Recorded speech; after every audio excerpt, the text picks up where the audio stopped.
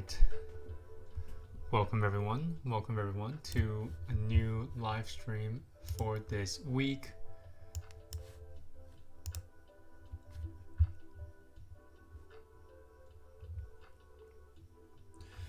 All right, so as you guys can tell by the, well, you can read it on the title of the video here in this live stream. Jerome Powell is testifying tomorrow and Thursday in front of Congress. And they're just going to be discussing monetary policy and what the Federal Reserve is currently doing and what their objective is and what their future plans are and etc. So essentially it's not going to be too much of a difference of what FOMC meetings are. The Federal Reserve are going to be set on a specific plan until something changes. So tomorrow, the only thing that we need to really just focus on from Jerome Powell is his tone, his I guess sentiment when he's speaking. Is he dovish? Is he hawkish?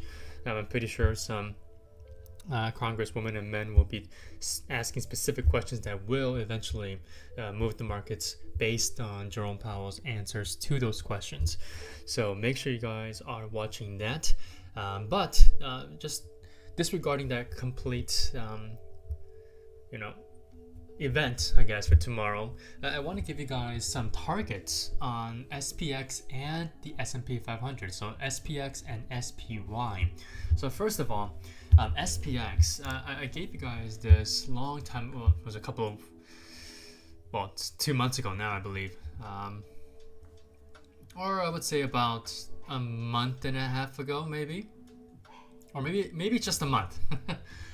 But SPX, if we are indeed seeing a overall market pullback, we will definitely hit 4800. Right, there's enough room to go down from today's closing price to make a very textbook pullback of about 5.50%. So for SPX, this 4800 level is pretty key, because if you go back here, if I can scroll out, if I'll load, I think it's going to load here pretty soon. It is the most recent and a previous all-time high pivot point here back in late 2021. So if we're able to come back down to retest this 4800 level on SPX, we should be seeing a pretty good bounce in the pivot and a continuation to the upside. And ideally this will be a pretty good target to have, and if we do hit it, we're definitely going to be looking for very good long positions on the overall markets. So SPX, this 4800 is a critical level, but more of a, I guess, short to mid-term wise, all I want to see is a fill in this gap. Okay, so this is the gap up, the most recent gap up that we had between February 21st and February 22nd. And if we're able to come back down and break below 5058-ish, or basically, if you guys just want to round 5050, 50-50 there, we should be able to see a very nice move down until we're able to break below 5040 and then completely move lower and fill in this gap. And most likely in the midterm, we'll be seeing a retest of this daily 50 SMA.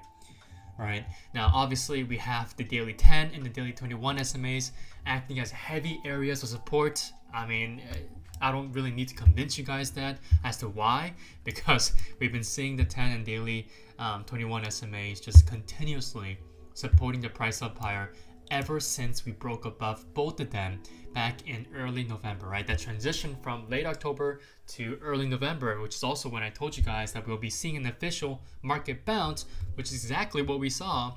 And so the price continued to see very good demand and buying in when we saw the price coming back down to retest the daily 10 and the daily 21 SMA. So basically, at this point with the market a bit extended, we're seeing leaders just continuously getting whacked to the downside. We're seeing a lot of money outflow from overall growth leaders, tech leaders, and slowly coming back into the small caps, the laggards, right? Small and mid caps. So we're certainly and most likely going to continue to see that constant rotation from leaders into laggards, and most importantly from mega caps to small caps. So SPX here again, the near term targets, well, we need to be, first of all, initially breaking below 5050 and ultimately be able to break below 5040, and then we'll be seeing this gap fill up, this gap up that we saw in February 21st through February 22nd.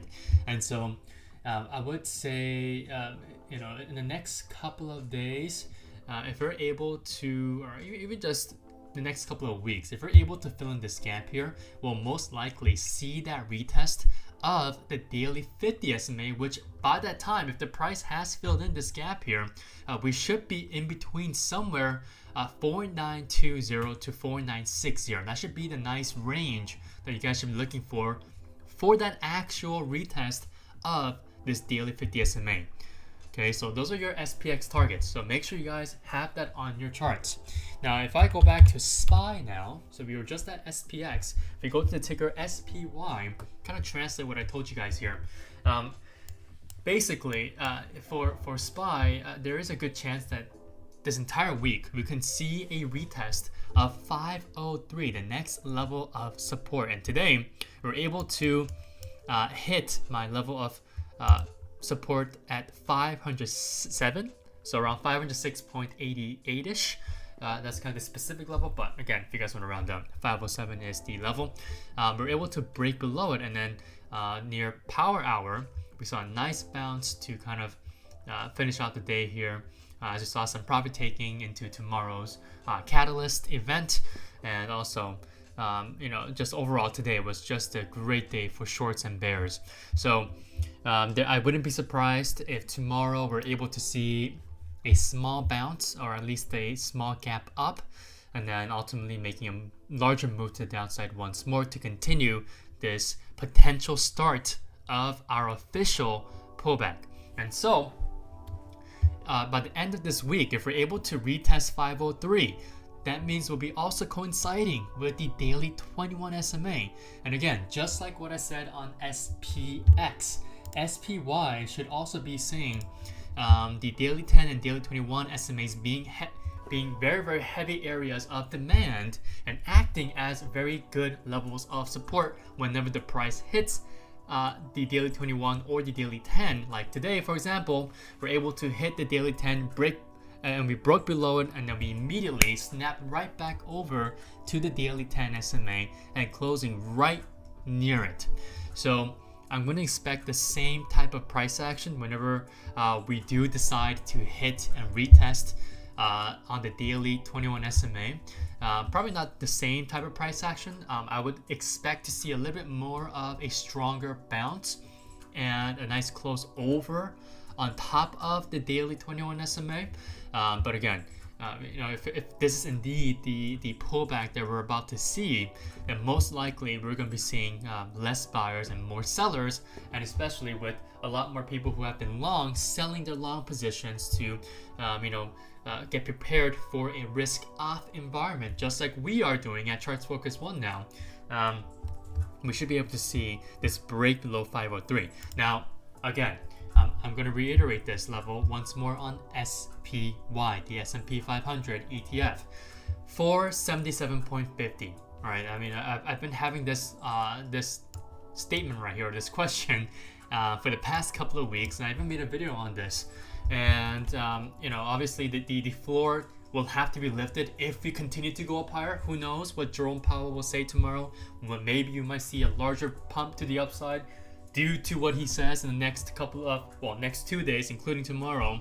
But for now, I'm going to assume, based on the data that we have from today and from the previous couple of weeks here, that we can continue to move to the downside and start our nice pullback into this 477.50 level, which should coincide with the SPX 4800 level that I've just given to you guys a couple of minutes earlier. Okay, so SPX and SPY, they're both, you know, it's only a matter of what you guys are wanting to trade. I personally like SPY a lot better because it's more liquid, and the contracts are a lot easier to get in and get out. Also, I'm very much more familiarized to the price action of the S&P 500. But I do know there's people out there, there's people I know, personal friends who love trading SPX, and they kill it at that as well. So again, just make sure you guys have these important levels on your daily time frames. And again, for SPY, 503 is that very, very kind of line in the sand level before we're able to see this gap fill between, again, the same days, February 21st through February 22nd. So if we're able to break below 503, then we should be filling this gap, and we're well on our way to retest, just like on SPX, the daily 50 SMA, and that should be around 496 to around 492. And I would not be surprised if we do retest the daily 50 SMA between 492 to 496. We'll see some sort of a sideways consolidation to kind of digest a big move to the downside, or a relatively big move to the downside, and we're probably going to stick around the daily 50 SMA until we get a nice break to the downside once more, and we continue to go down until we retest 477.50. So tomorrow, if we do see again a top-ish price action where we see a big pump, you know, maybe into the actual the committee questioning into Jerome Powell on what the Federal Reserve is doing on the topic of monetary policy. I may just take some longer term SPY puts that will expire at least 2 to 3 months out, with the target to this 477.50 level. And again, this is the previous all-time high pivot point that we saw in late 2021 to early 2022. And obviously that was right before we saw the bear market begin. So the S&P 500, SPY, these are your targets. All right, so 503 is very important for the short to midterm. And then for the midterm perspective wise, I would say 496 to 492, and that's also where you should be focusing on the daily 50 SMA. And then once we're able to break below the daily 50 SMA, things will become a lot weaker. The price action, the price trends will be a lot weaker as more and more bears come in, especially the longer term bears start to come in, and we start to see the market continuously move lower until we retest 477.50. All right.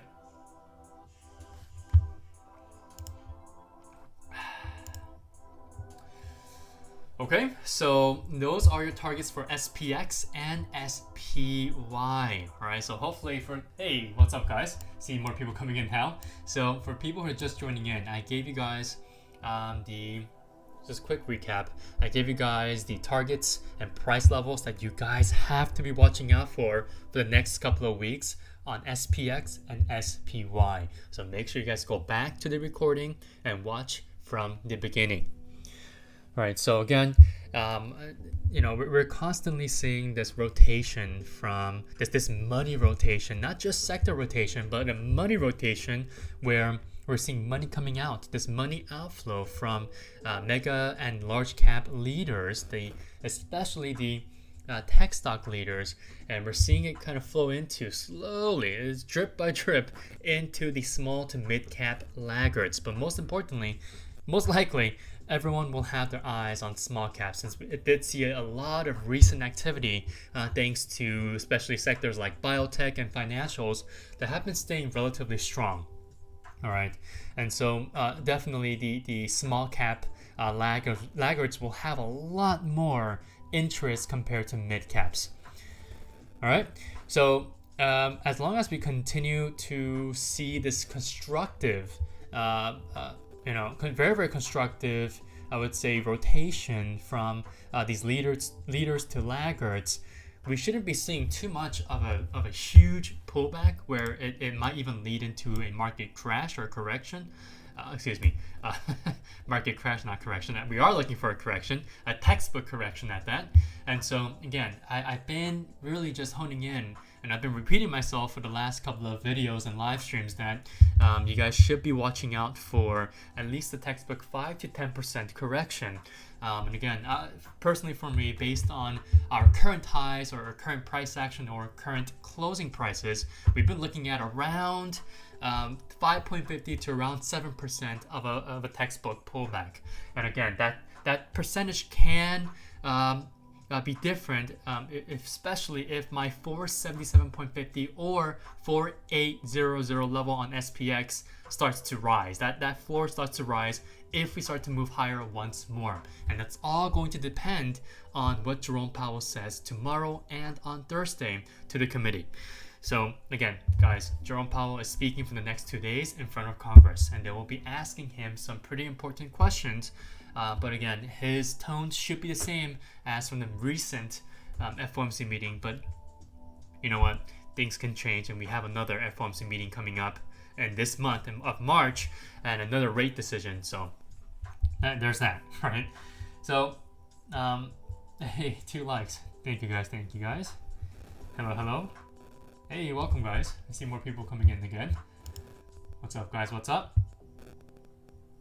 So for people who are just joining in now, once again, quick reminder, watch the recording. I give you guys the critical levels and spots to look out for both SPX and SPY. So make sure you guys watch the recording. All right, it's critical that you guys do that. Okay, so that's that for SPX and SPY. Let's take a look at, before we look at the 2 tickers that I want to take a look at, as I've mentioned in the description box below. So make sure you guys are always reading the description box down below. So before we look at FCX or SBUX, I want to take a look at RTY, which is small caps here, or just take a look at IWM. So IWM on the monthly time frame, okay? So just don't really take into account of what's all here. So this is the weekly time frame, and obviously there's a lot of levels here because there are different levels that are coinciding from different time frames.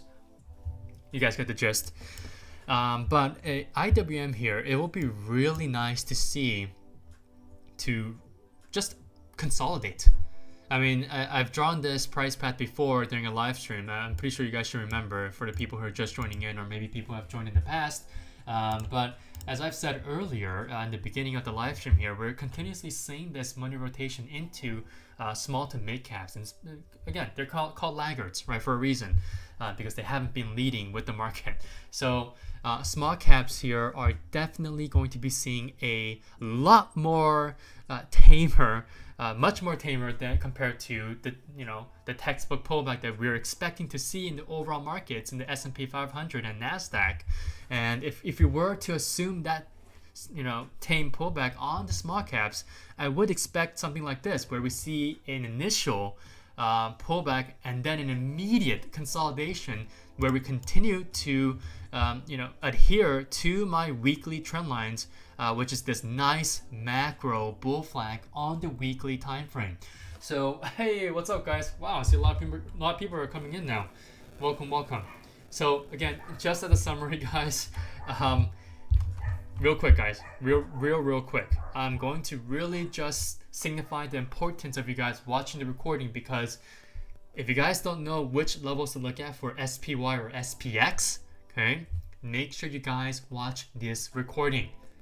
I give you guys really important levels that everyone should be watching, especially if we begin this move, this textbook pullback that I've been looking out for of around 5.50 to 7%. And if you guys are wondering why I have that range, well, that's because if my floor of where I expect the market to bounce has to be raised because the price starts to move up higher again, the overall market starts to maybe surge again due to Jerome Powell's words tomorrow, or even on Thursdays, then I have to adjust. We need to be flexible. So that is the reason why I'm giving you guys constant ranges, and those ranges that are constantly being slightly adjusted, because I'm also basing it off of the current data that we have, which are the closing prices of each trading day. All right, so please do not get confused as to why I'm saying slightly different percentages or even maybe even levels. Right, but the bottom line is, right, the bottom line is SPY, SPY, 477.50, SPX, okay, SPX, all right, 4800. Those are the levels for both of these two tickers. All right, that's the bottom line. Okay, 4800 for SPX and 477.50 for SPY. Those are the levels that you guys have to have on your charts. All right, so make sure you guys go back to the beginning of the recording of this live stream and start watching from that point. Okay, so back to what I was saying here. So IWM, as long as we can continue to consolidate tightly for the next couple of weeks and into the seasonal weakness in April, and again, I've told my members this already this Sunday, that since the market has completely ignored the usual seasonal weakness that we see in the middle of quarter one of any trading year, this seasonal weakness has been put to the side, and we're now focusing on the seasonal spring weakness, the early spring weakness that we should be seeing somewhere around mid-March to around late April. All right, I go a lot more into specifics with my members in the Discord. I've already went with a lot more details onto why I believe this, with a bit more of an accurate price range, not price range, but monthly range as to where we should be seeing an official market pivot. But again, if you guys want to keep it simple without all that data or what I personally think in a more detailed manner, just take a look at these levels, right? SPX 4800, SPY 477.50. Okay. Hey, what's up? What's up?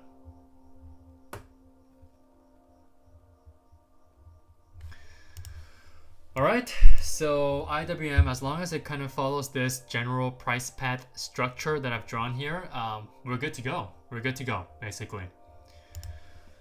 Okay, so with that, let's take a look at FCX. Okay, FCX. So FCX was a long time ago trade idea here. I've also done a video on this, a live stream video on this a couple of, I think it was last week or maybe 2 weeks ago, and this one is starting to work out pretty well. It's now closed below this critical support level on the weekly time frame at 37.50. All right, and so if we're able to break below 37.50, we should be seeing a nice retest of this macro ascending support trend line, or around $35. That would be the ideal target for FCX. But I should be also seeing some sort of a small bounce around $36, as that was the recent pivot point here, and also previous pivot points I've seen over here as well.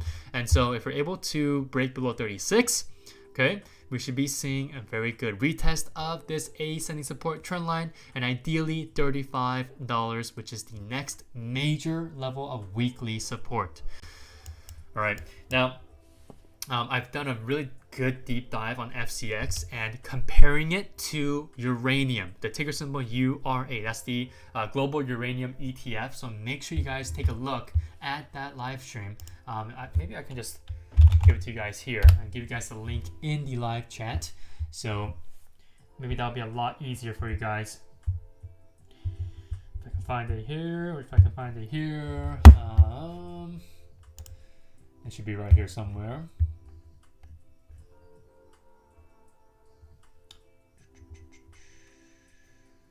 Oh, I guess that was last week. Yeah, that was last week. Last Thursday is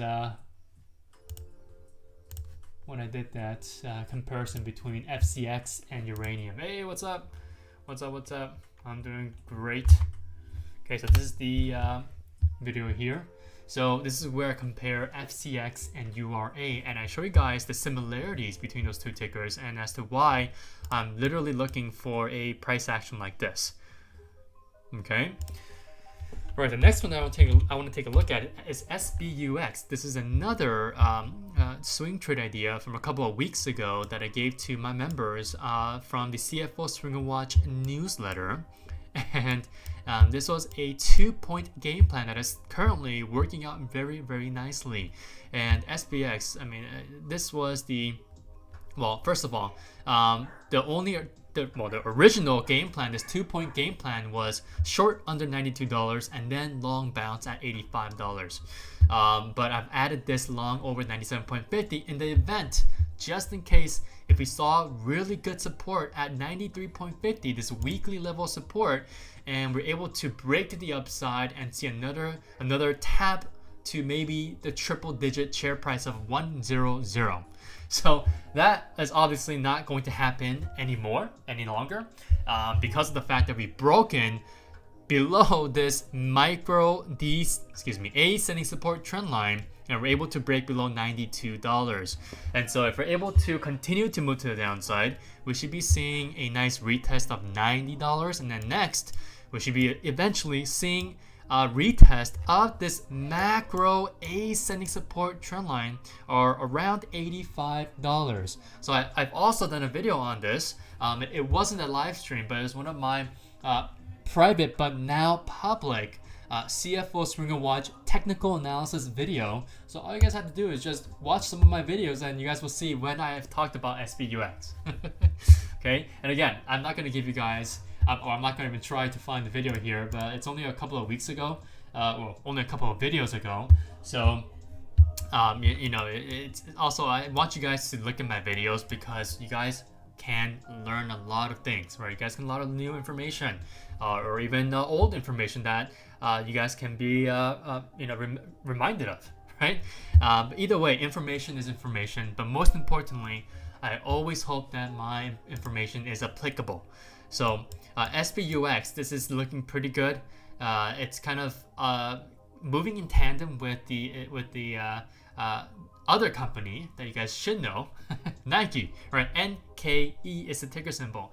And Nike and Starbucks both have been very afflicted by the China woes that we've been seeing over there in China, with its economic activity really just not looking too good. So Starbucks and Nike, they're both kind of seeing a continuous move to the downside. Now I do know Nike is about to have earnings very, very soon, so that may change, but SBUX earnings are already passed.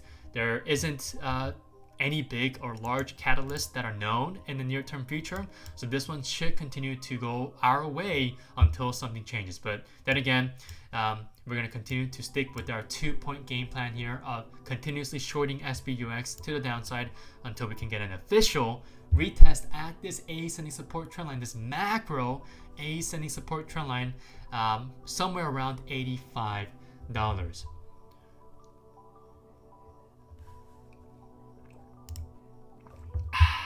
Okay, so that is it for FCX and SBUX.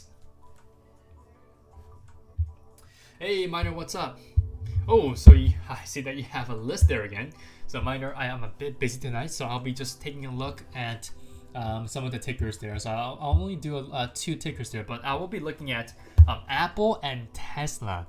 So the reason why I'm looking at Apple is that, well, Miner, you're in the Discord, the private community here, and a member of the CFO Swing Watch newsletter. So you should know that I am long Apple, only one contract, because again, we have to be on. We're about to see a risk-off environment. I mean, just based on the tech leaders alone, right? The action in the past couple of days, and just on Apple alone, which is the heaviest weighing stock on the S&P 500 index. This price action alone just clearly indicates that yes, risk-off environment is about to begin. So I'm just looking for a very simple play for Apple here, for a bounce over 171.25.30-ish level here, or just, again, if you guys want to keep it simple, 171, right? And if we're able to bounce over 171, I want to see a little peek into this gap down that we saw today and yesterday's price action. So again, Apple is getting quite weak here. The trend is moving to the downside, increasingly moving to the downside. Actually, we're seeing larger increases in volume as well as we're moving to the downside. So clearly, short-term, mid-term, and long-term, we are moving to the downside. But Apple has a very good area of demand between 168 to 171, and that's the reason why I want to be able to see and capture and capitalize on this initial bounce after a large move to the downside. I mean, just off of last Friday's price action, we're down over 5%.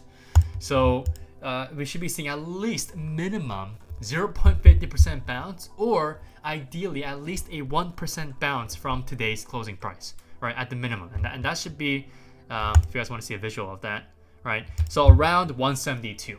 All right, and again, that's the reason why I said ideally I would want to see a little peek over and into this gap down between yesterday's close and today's open. But if you want to be realistic here, at least a 1% bounce will be nice. But again, I only have one contract. I really want to be careful here in the event that I'm wrong. We need to be focusing on capital preservation during a risk-off environment. If you guys don't think that's true, then DM me. I'll convince you otherwise, right? Because capital preservation is the utmost important rule to have for yourself, especially during risk-off environments, right, and risk-off conditions.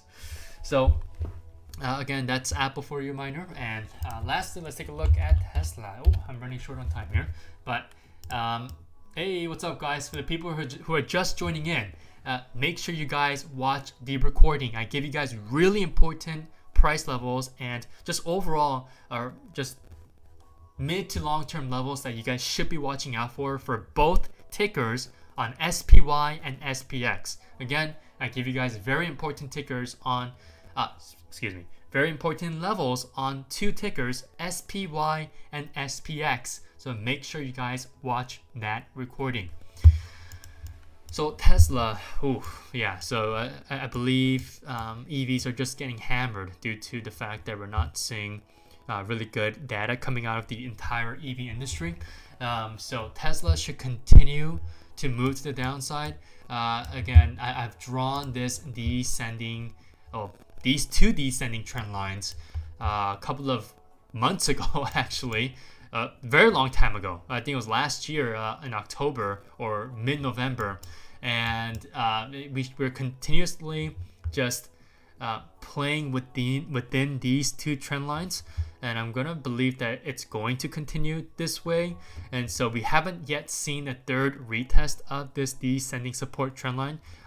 So maybe at some point we'll be seeing a retest of around 165. This is another weekly level that we should be looking out for, 165, or if I want to be a bit more accurate, maybe 163.50. That's kind of the more precise and accurate level. But longer term, Tesla can unfortunately go back down to at least 155.50. I believe I set this level a couple of weeks ago as well, maybe around 2 months ago.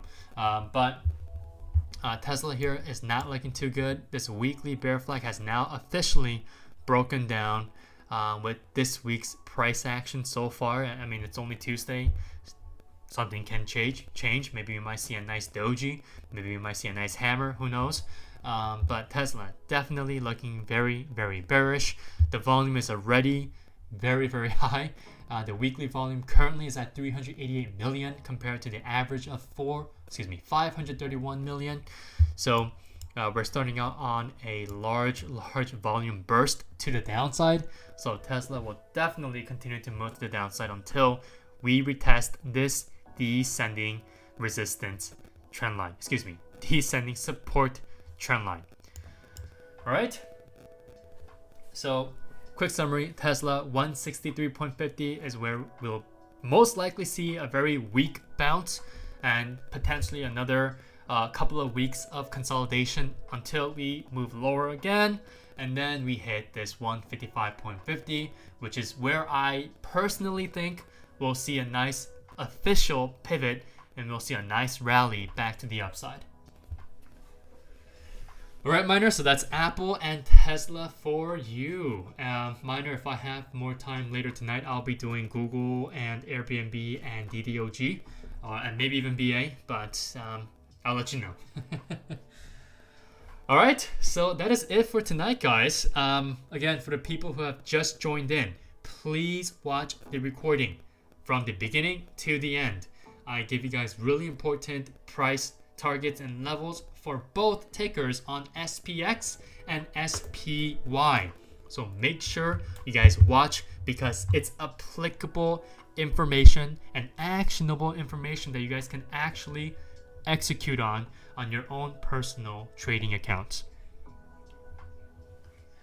Okay, so make sure you guys are watching the recording as always. But yeah, that is it for tonight, guys. Thank you so much for watching. Thank you so much for the likes. You guys are the best. The next live stream will be on Tuesday at the same time, 8 p.m. Pacific Standard Time or 11 p.m. Eastern Standard Time. Thank you guys so much for watching, and I'll see you guys all on Thursday. Good night, guys.